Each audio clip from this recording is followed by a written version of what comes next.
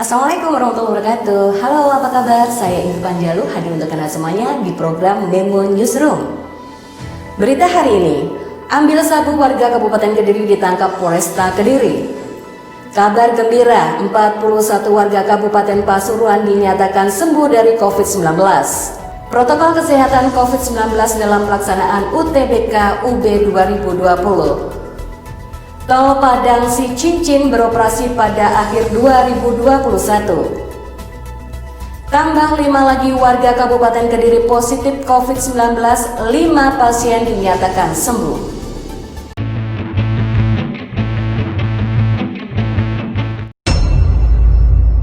Universitas Brawijaya menyelenggarakan penerimaan mahasiswa baru dengan ujian tulis berbasis komputer mulai 5–14 Juli 2020. Dalam pelaksanaannya, UB sangat disiplin menerapkan protokol kesehatan COVID-19.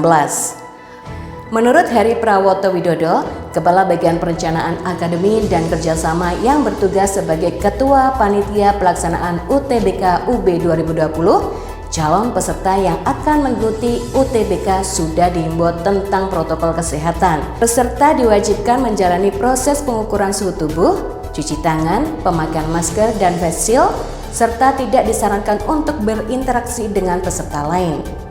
Setelah mengikuti UTBK, peserta dihimbau segera meninggalkan lokasi dan kembali ke rumah masing-masing. Menurut Heri, untuk pelaksanaan UTBK, UB tidak memberikan kebijakan kepada peserta untuk melampirkan surat keterangan sehat dan rapid test. Dengan pertimbangan rapid test membutuhkan waktu, biaya, dan tenaga yang tidak sedikit. Selain itu, untuk memberikan rasa aman bagi calon peserta sebelum menyelenggarakan UTBK, UB melakukan screening bagi 800 pengawas dan 20 panitia pelaksanaan UTBK UB 2020. Sterilisasi lokasi pelaksanaan UTBK dengan desinfektan juga telah dilakukan Universitas Brawijaya. Jumlah warga Kabupaten Kediri yang terkonfirmasi COVID-19 semakin bertambah. Selasa 7 Juli malam, Tim Gugus Tugas Percepatan Penanganan COVID-19 Kabupaten Kediri merilis 5 tambahan warga yang terkonfirmasi COVID-19. Tambahan tersebut berasal dari klaster Sidoarjo, yakni 1 warga desa Kandangan Kecamatan Kandangan, klaster Araya Tulungagung, yakni 1 warga desa Titik Kecamatan Semen, klaster desa Padangan, yakni 2 warga desa Padangan Kecamatan Kayen Kidul, dan 1 klaster baru warga desa Pesing Kecamatan Purwoasri yang meninggal dunia di rumah sakit pada tanggal 3 Juli sebelum hasil swab keluar. Di sisi lain, ada tambahan 7 pasien yang telah dinyatakan sembuh dari COVID-19 dari klaster Surabaya, yakni 2 orang warga desa Kuik Kecamatan Kunjang dan 1 orang warga desa Sukorejo Kecamatan Gurah, 1 warga desa Legen Harjo Kecamatan Plemahan dari klaster Masgon Sidoarjo, 1 warga desa Bobang Kecamatan Semen dari klaster Pabrik Rokok Mustika 1, 1 warga desa Mukoh Kecamatan Kayen Kidul dari klaster Pondok Pesantren Temboro, dan 1 warga desa Padangan Kecamatan Kayen Kidul dari klaster desa Padangan. Personel opsional unit Reskrim Polsek Pesantren menangkap pria berinisial DWP alias Bilok, warga desa Gogorante Kecamatan Ngasem Kabupaten Kediri. Bilok diduga mempunyai serta mengedarkan narkotika golongan 1 jenis sabu-sabu.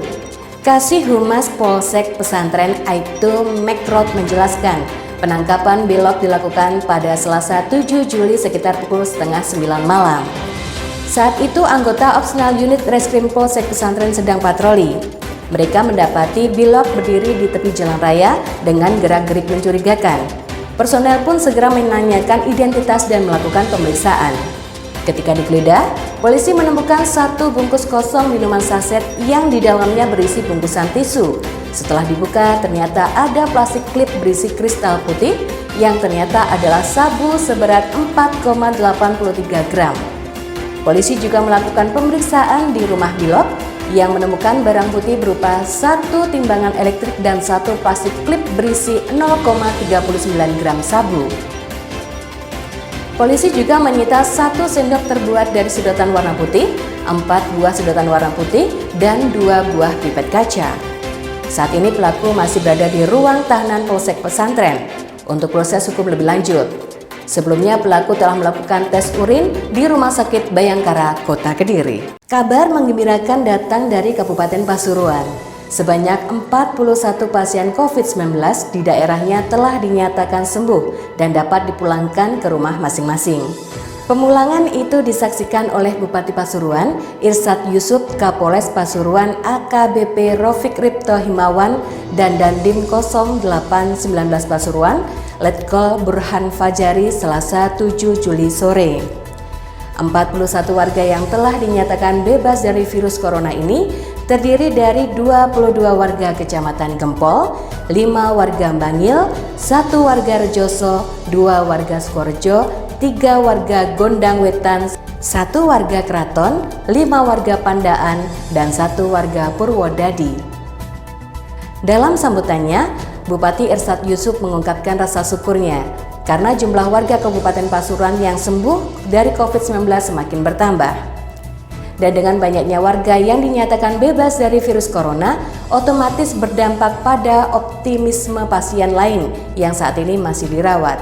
Dengan sembuhnya 41 pasien ini, maka jumlah warga Kabupaten Pasuruan yang dinyatakan bebas dari COVID-19 bertambah menjadi 124 orang. Tol Padang Cicicin sepanjang 30,4 km diharapkan bisa beroperasi pada akhir 2021 mendatang. Hal itu sesuai dengan target yang telah ditetapkan oleh Kementerian Pekerjaan Umum dan Perumahan Rakyat. Pembangunan tol ini sendiri telah dimulai pada Februari 2018 dan perkembangan dari pembangunan tol ini telah mencapai 20,49%. Tol ini merupakan bagian dari Jalan Tol Pekanbaru Padang yang memiliki total panjang 254 km dan termasuk pada sesi 1. Menurut Menteri PUPR Basuki Hadi Mulyono, kendala terbesar yang dihadapi dalam pembangunan tol ini adalah pada proses pembebasan tanah. Tol Pekanbaru Padang sendiri secara keseluruhan memiliki 6 seksi dan ditargetkan bisa beroperasi secara keseluruhan pada tahun 2025. Pembagian seksi tersebut terdiri dari Padang Cicicin, Cicicin Bukit Tinggi, Bukit Tinggi Payakumbuh, Payakumbuh Pangkalan, Pangkalan Bangkinang, dan Bangkinang Pekanbaru. Dengan dibangunnya jalan tol tersebut, Basuki berharap perekonomian masyarakat khususnya pada sektor pertanian, industri, dan pariwisata bisa meningkat. Dengan dibangunnya jalan tol tersebut, Basuki berharap perekonomian masyarakat khususnya pada sektor pertanian, industri, dan pariwisata bisa meningkat. Demikian tadi berita yang sudah kami sampaikan untuk Anda semuanya di program Memo Newsroom. Saya Indri Panjalu mengucapkan terima kasih. Mohon pamit. Wassalamualaikum warahmatullahi wabarakatuh.